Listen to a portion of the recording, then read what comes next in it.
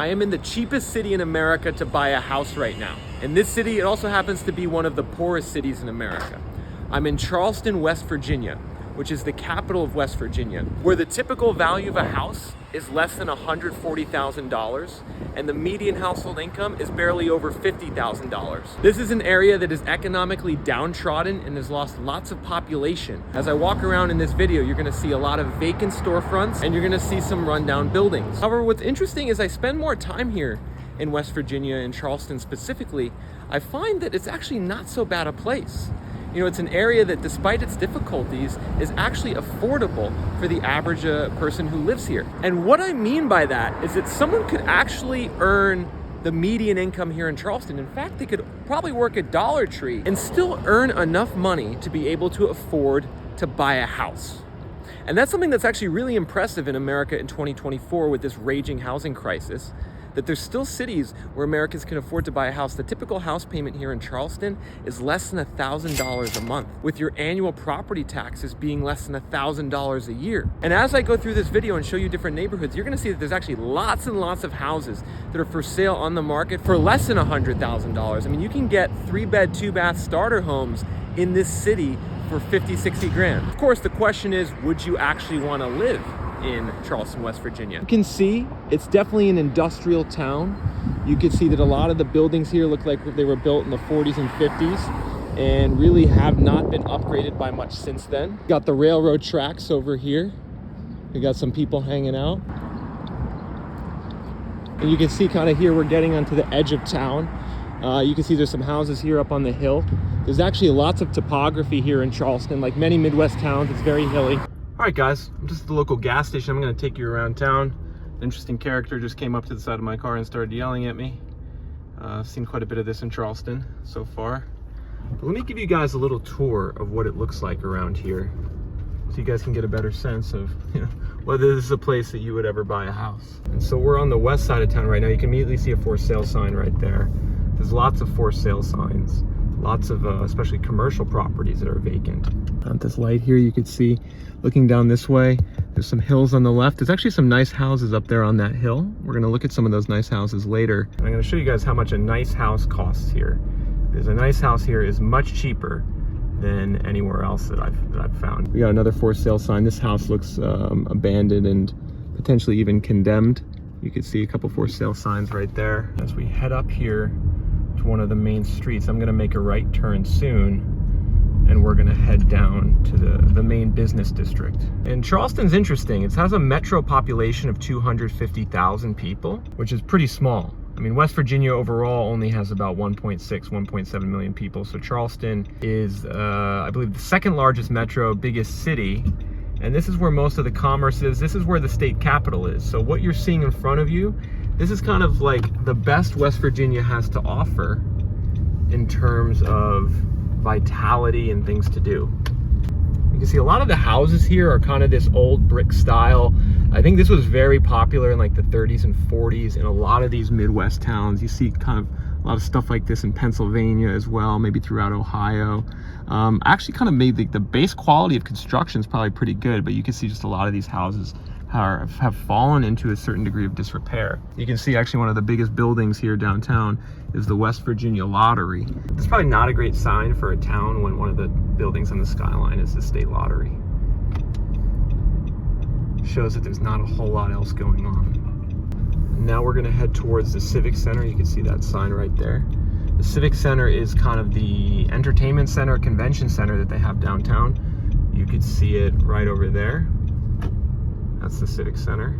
All right, now we're going across the river here. You can see the river here on the right side.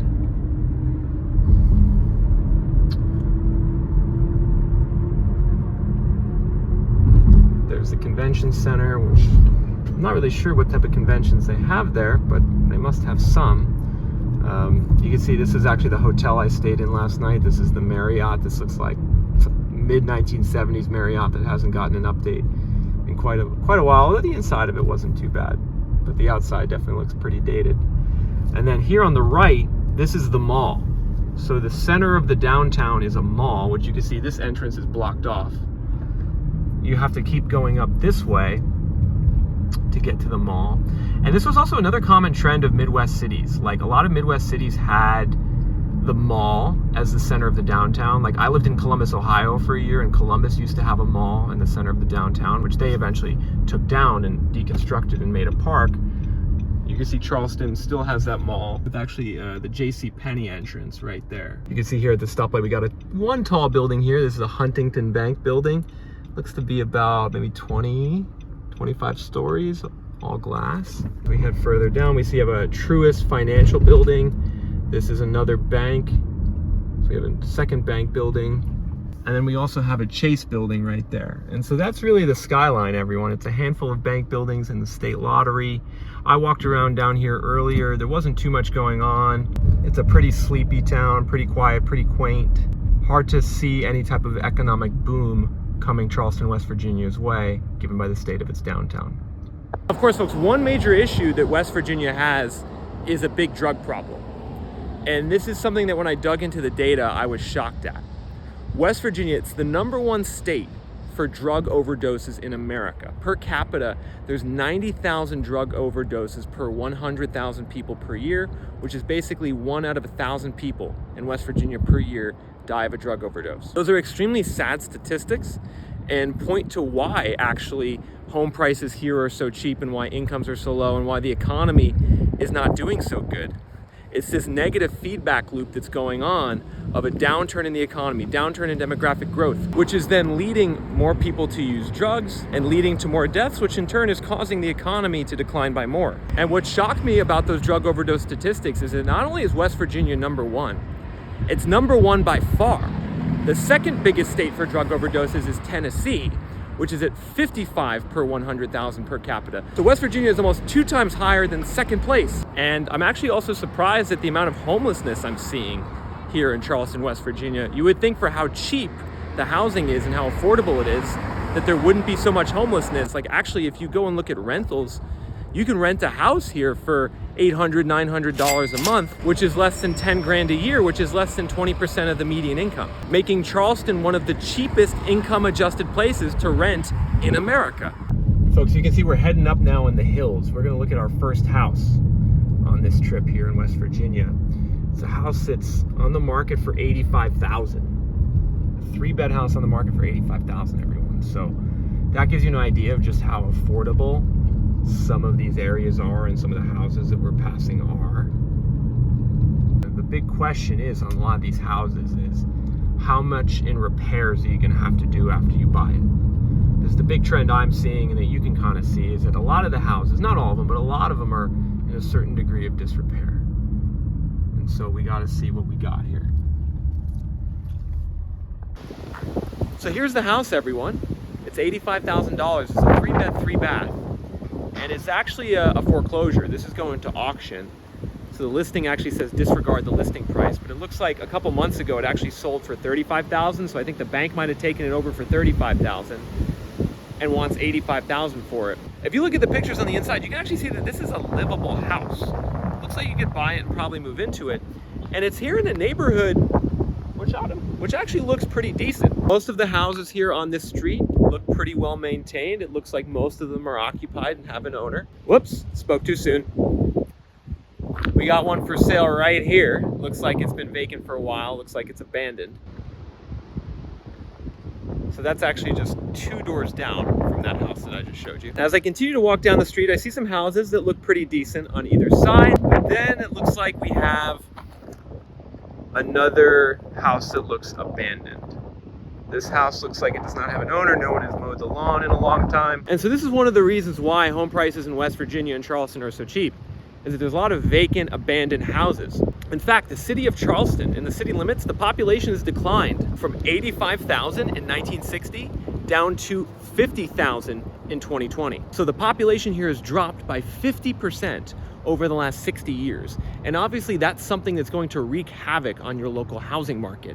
If you have a 50% decline in population over 6 or 7 decades, it's gonna mean that there's just lots of extra houses that no one's living in, lots of inventory on the market. And so that's something you gotta watch out for, you know, in your housing market, right? If you live in a city that's losing population, that's probably not a good sign for the future direction of home prices. Now, on the flip side, it means that home prices are very affordable and are still attainable for the average family or average individual in the area. And so this is the flip side of that equation, is that if you live locally here and want to live in a decent looking neighborhood that's not too bad, seems pretty safe here, you're only going to have to shell out $85,000 for a house, and your monthly payment, it's going to be something like $650, $700 a month. Let me just turn off the Metallica. So just, we're now leaving that house for $85,000, and you can see actually like some of these surrounding neighborhoods to the house I just showed you actually like look pretty nice. Very hilly, as you can see. Make sure you have good brakes on your car if you ever go up here in Charleston. But like, if we just take a look at some of these houses, we see a school bus here. To me, this looks like a pretty solid neighborhood. It's not one that's going to jump off the page at you with lots of mansions and super, super rich people living here, but as far as a neighborhood where you can get actually an affordable house and be around some decent neighbors, I'm liking what I'm seeing so far. Especially when you think about how much these houses cost. But again, we have another one that's abandoned. And so now the next thing we're gonna do, folks, I'm gonna take you to a house in a nicer neighborhood where the houses are a bit more expensive. And actually some of these houses I'm about to show you are mansions. And you're not gonna believe the price that you would have to pay for a mansion here. Now folks, we're now on the south side of town here in Charleston, and take a look at this listing behind me. It's a mansion, 6 beds, 5 baths, over 6,000 square feet. You can see the pictures inside. This is a huge, huge house. And it's currently listed on the market for $650,000, which is barely over $100 per square foot. So you can get a mansion in Charleston, one of the nicer neighborhoods, for 600 grand. Now here's what's crazy actually about this house, everyone. If you look at the listing history, you can see it's been on the market for over a year. They've had to cut the price a bit. But what's really interesting is what this house sold for previously. Back in 1990, 34 years ago, this house sold for $500,000. So in 34 years, this house has only appreciated $150,000 at the current list price, which is an average appreciation rate per year of 0.8%. So another thing to think about when you think of like West Virginia and Charleston, a lot of these Midwest housing markets, is that they have not appreciated really much at all over the last 2 or 3 decades. Like in many cases, the prices are the same as they were 20 or 30 years ago, and in inflation adjusted terms, the prices are way cheaper. Because we've had about a 120% inflation rate in America since 1990. Whereas that house over there has only had a 30% inflation rate. So that house is actually 90% cheaper in inflation adjusted terms today than it was 34 years ago, which is just wild to think about. And it means that there is actually some real value, some real affordability here in West Virginia. And I think West Virginia is a state that not a lot of people are gonna wanna move to or thinking of moving to, but if someone is, a remote worker, or if there's a couple that's 2 remote workers, this could actually be a decent idea, because your money can go extremely far here in West Virginia if you buy in the right city in the right neighborhood. Additionally, if someone is a retiree, someone's retired, this also could be a good state to look at because the cost of living here is just so cheap. The property taxes on these houses, in many cases, they're less than $1,000 a year. Maybe in this neighborhood, they're a little more expensive, but your money can really go a far way, particularly if you're on a fixed income. To find the cheapest and most affordable areas to buy a house in America, go to www.reventure.app, and in particular, look at our brand new data point, salary to afford a house, which takes a look at how much money you need to make to afford the typical house in every city, county, and zip code across America. Access this data at www.reventure.app under a premium plan for $39 a month.